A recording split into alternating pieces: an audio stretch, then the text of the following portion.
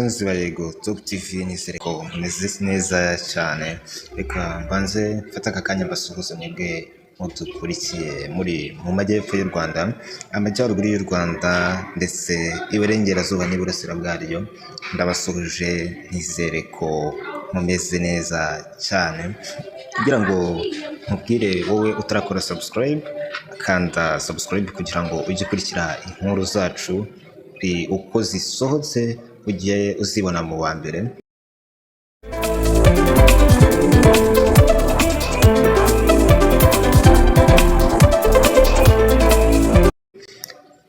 Uyu munsi rero tubafitiye inkuru ibabaje, mu by'ukuri inkuru irababaje, inkuru yatugezeho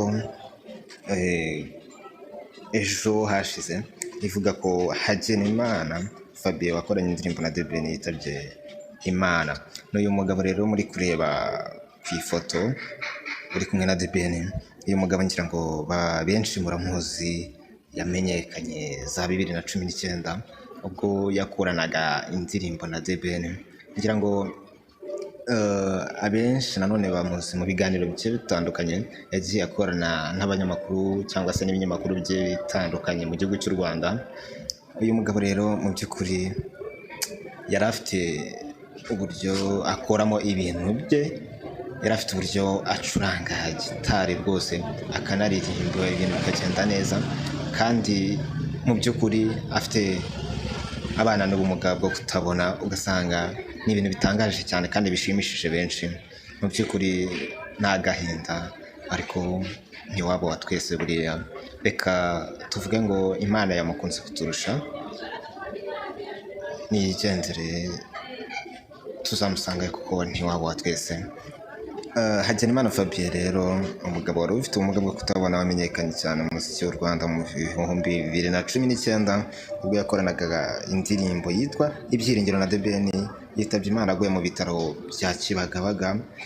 Uyu mugabo yitabye Imana rwose aguye hariya mu bitaro bya Kibagabaga biherereye mu karere ka Gasabo. Inkuru y'urupfu rwe rero yatangajwe cyangwa se yemejwe inahamywa n'umubyeyi we. Uwo mubyeyi we witwa Nyabyenda Regine yavuze ko Hagenimana yitabye Imana ku wa 10 Mata 2022. Yagize ati Fabien yitahiye, yitabye Imana ku gicamunsi cyo ku wa 10 Mata 2022 aguye mu bitaro bya Kibagabaga aho yari amaze iminsi arwariye. Uyu mubyeyi yavuze ko Hagenimana yari amaze iminsi arwaye, icyakora igihe kinini cy'uburwayi bwe yarabanje kukimara mu rugo. Ati yafashwe n'uburwayi tubanza kumushakira imiti yanyweraga mu rugo, yamaze hafi nk'ukwezi ayinywa. Icyakora mu cyumweru gishize tubona birarushaho kuba bibi, duhitamo kumujyana kwa muganga aho yari amaze icyumweru arwariye mbere y'uko yitaba Imana. Hagenimana yamenyekanye cyane mu biganiro yagiye akoreshwa n'abanyamakuru, akagaragaza ubuhanga bwe muri muzika, ariko akasitirwa n'amikoro. Numva ubushobozi bwari bukeya cyane mu mufuka. Mu biganiro bitandukanye yakunze guhamya ko ari umufana wa The Ben, ndetse yifuzaga ko bazahura nibura inshuro imwe. Ibi byatumye mu Kuboza 2019 abantu bakora ibishoboka byose bajyana Hagenimana ku kibuga cy'indege kwakira The Ben wari ukubutse muri Amerika agiye gukora igitaramo cya East Africa, bakita East African Party mu Rwanda. Icyo gitaramo ngira ngo murakizi, East African Party.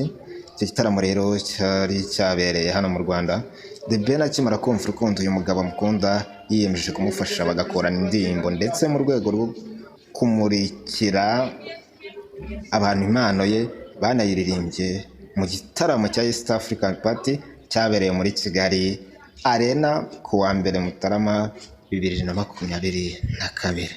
Nshuti bavandimwe rero, ngira ngo icyo twakora ni uko twamwifuriza iruhuko ridashira umuvandimwe Hagenimana Fabien.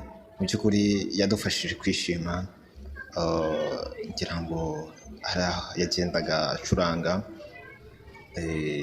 haba ku binyamakuru ndetse no mu buzima busanzwe.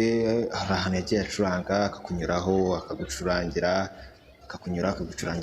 Mu by'ukuri ndumva twamwifuriza iruhuko ridashira kuko yari umuntu mwiza rwose.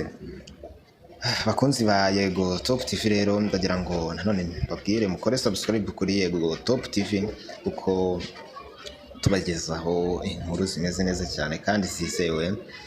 Ubwo rero ngira ngo twaba dusoreje hano tugasubira mu kanya bazanira n'indi nkuru igezweho mu kanya.